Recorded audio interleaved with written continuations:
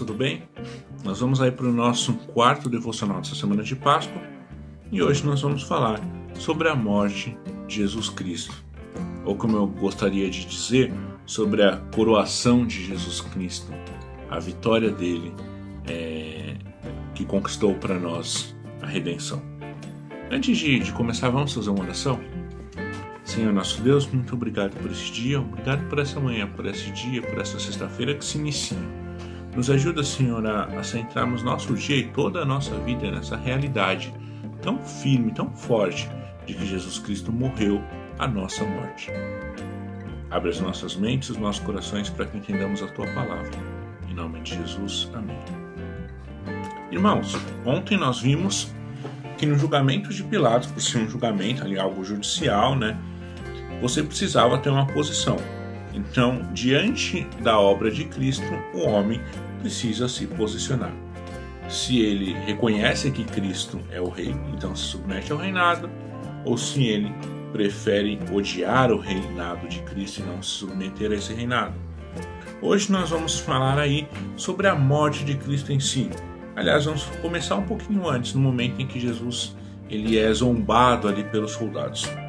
Primeira coisa que acontece no versículo 27 de Mateus 27, nós vemos Jesus sendo levado por soldados e então sofrendo aí uma enorme zombaria por parte desses soldados.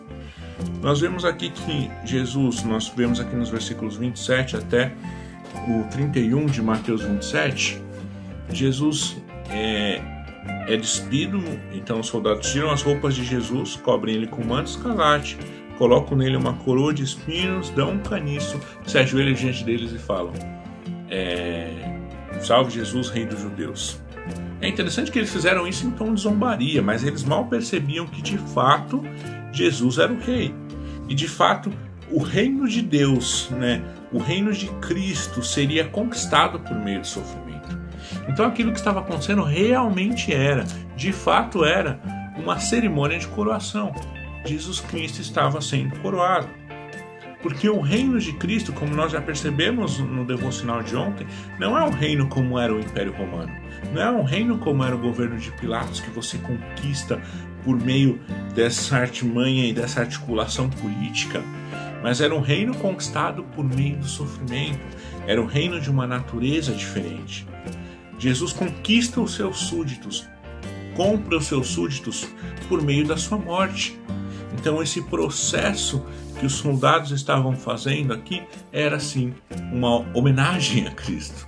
Era sim um processo em que Cristo estava sendo preparado para a sua coroação.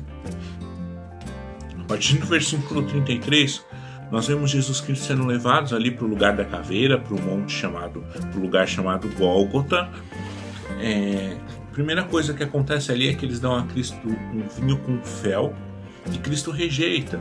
A maior parte dos comentaristas vão dizer que Cristo rejeita isso porque isso daí era uma espécie de uma bebida entorpecente que ia tirar algum tipo do sentido de Cristo e Cristo queria estar consciente, precisava estar consciente para cumprir sua obra. Porque Cristo não estava sendo morto por acaso, mas estava sendo morto porque decidiu morrer, porque decidiu se entregar. Então, primeira coisa que nós aprendemos, Cristo não fez isso por acaso. Cristo não era um coitadinho morrendo na cruz porque, poxa vida, sabe?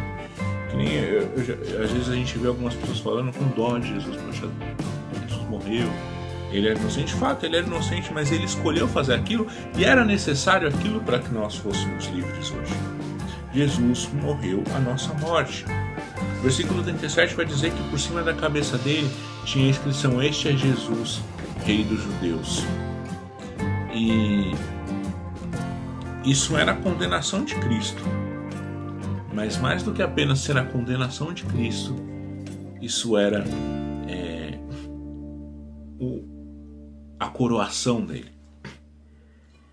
Nós vimos então Jesus Cristo aqui sendo apresentado mais uma vez como rei dos judeus. E aquele processo todo pelo qual Cristo estava passando era por meio desse sofrimento que ele conquistaria o reino. Era por meio desse sofrimento que ele compraria os seus súditos para si. Era por meio desse sofrimento que ele estava comprando eu e você para entrarmos nesse reino dele. partir daí nós vemos pessoas zombando de Cristo.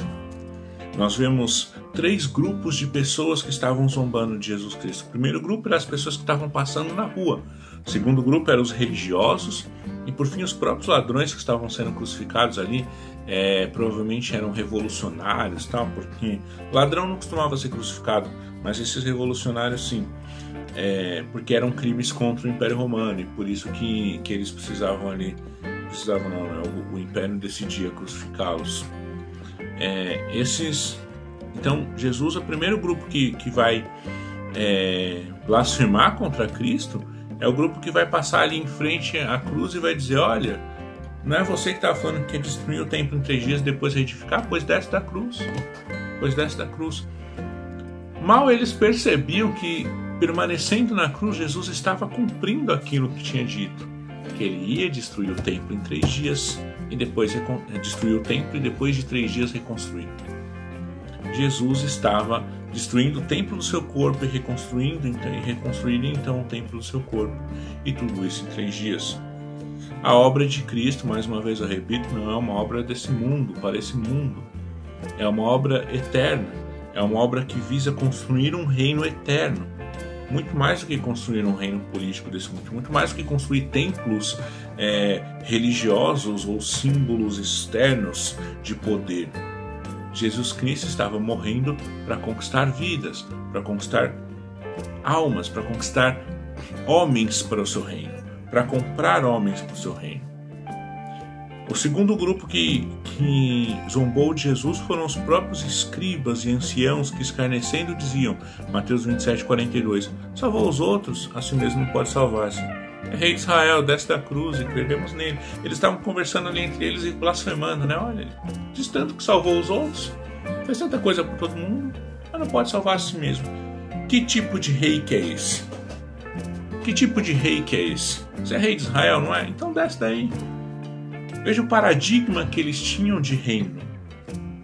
E o paradigma de reino que Cristo estava apresentando morrendo na cruz.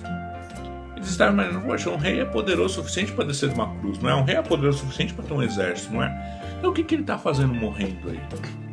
A humilhação de Cristo, esse sofrimento de Cristo, que é descrito lá em Filipenses, né, capítulo 2, nós vemos que Cristo se tornou homem e sendo encontrado em forma de homem, que se esvaziou-se a si mesmo, né, e sendo encontrado em forma de homem, humilhou-se a si mesmo e morreu uma morte de cruz.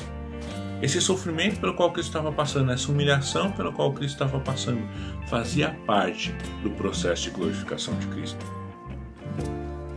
Irmãos, quando nós olhamos lá em Filipenses 2, muitas vezes nós pensamos na glorificação de Cristo como algo futuro, ou como algo que aconteceu na realidade só depois ali da ascensão dele aos céus, mas nós temos indícios suficientes para acreditar que o processo de sofrimento de Cristo, até mesmo essa aparente humilhação dele, fazia parte do seu processo de glorificação. Cristo seria glorificado por meio, inclusive, do seu sofrimento. Porque a obra de Cristo não é uma obra que foi construída apenas ali depois da sua ressurreição, mas é uma obra que está sendo construída na sua morte. E nós, então, servimos a um rei. Isso tem implicações diretas para nós, porque além do fato de nós sermos redimidos por causa da morte de Cristo, sua morte e ressurreição, nós somos redimidos e comprados para um reinado cujo rei conquista o reino por meio do sofrimento, conquista a glória por meio do sofrimento.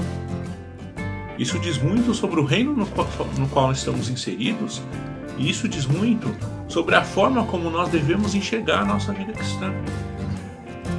A glorificação de Cristo é por meio do sofrimento, da mesma forma que o próprio Cristo e o próprio Pai vão trabalhando em nossas vidas para formar o caráter de Cristo, que foi glorificado por meio do sofrimento, formar o caráter de Cristo em nós por meio do sofrimento.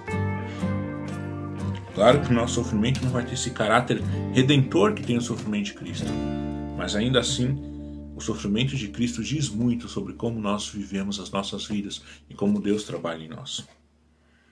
Por fim, nós vemos os próprios ladrões que estavam sendo crucificados com Cristo lhe dizendo impropérios, né? eles mesmos estavam zombando de Cristo, falando: você diz que é rei dos judeus e não consegue descer de uma cruz. Que cegueira! Eles não percebiam a natureza do reinado de Cristo. Eles não percebiam a necessidade do sofrimento de Cristo. E nós muitas vezes somos tentados a não perceber a natureza do reino de Cristo. Não perceber a natureza do reino do qual somos súditos. Nós somos súditos de um reino que foi conquistado por meio do sofrimento. E isso tem inúmeros desdobramentos para a gente, né?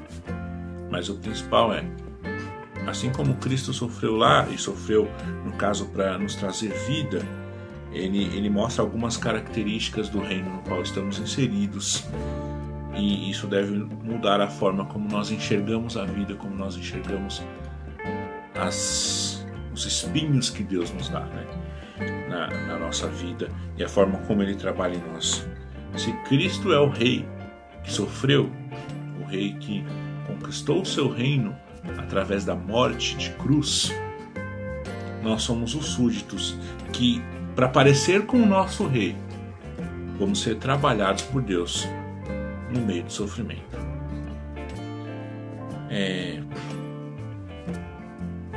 E graças a Deus, né, por isso. Graças a Deus porque Cristo morreu por nós e nos conquistou vida e nos tornou capazes de sofrermos com Ele.